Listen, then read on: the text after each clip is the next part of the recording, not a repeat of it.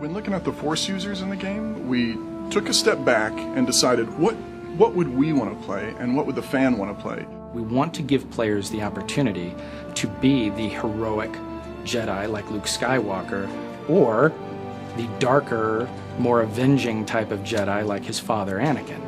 And that's a lot of fun, actually, to create those types of moral choices in the game where players are allowed to express themselves in those terms. The reality is there are so many different types of Jedi. Jedi are not all alike.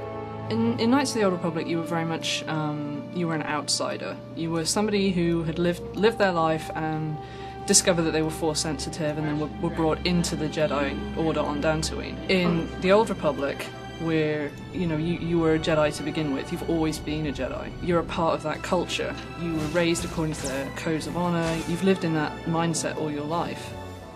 My favorite thing about the look of the Jedi ship is kind of the rounded, sleek, red, almost hot rod look that they've got going. It looks like a very fast ship. But also, if something is there to interfere with your treaty making or anything, it's got to have some big guns to fend that off as well. We felt it was really important that every Jedi in the game has a lightsaber and wields it. You actually see the blades making contact, you see the sparks flying, you get that Star Wars feel of the lightsabers clashing.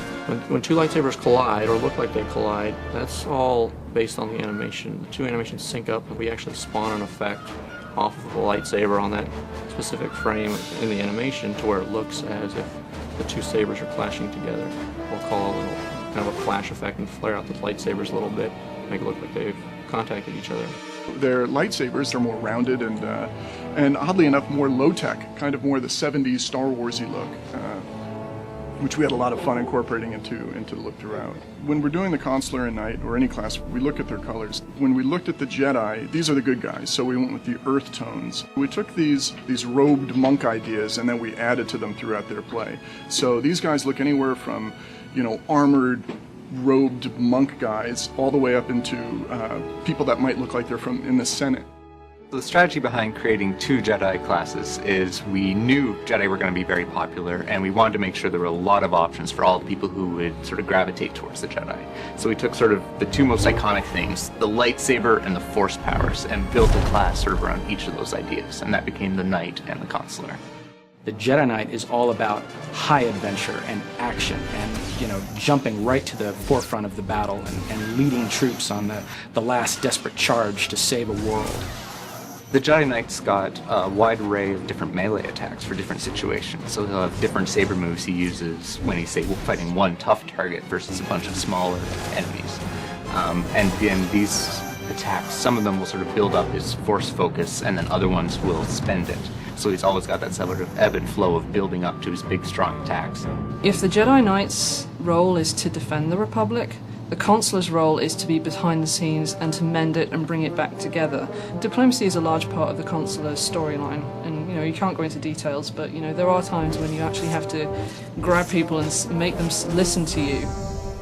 The Jedi Consular has actually a wide array of playstyles. If you like playing the sneaky rogue, we have a build there for you. If you like supporting your allies and controlling enemies, we have a role there. And we also have a straight up damage role where you're just smashing things with telekinetics. We've actually also built it so that if you do go down the healing route, your companion becomes more powerful as you level up as a healer.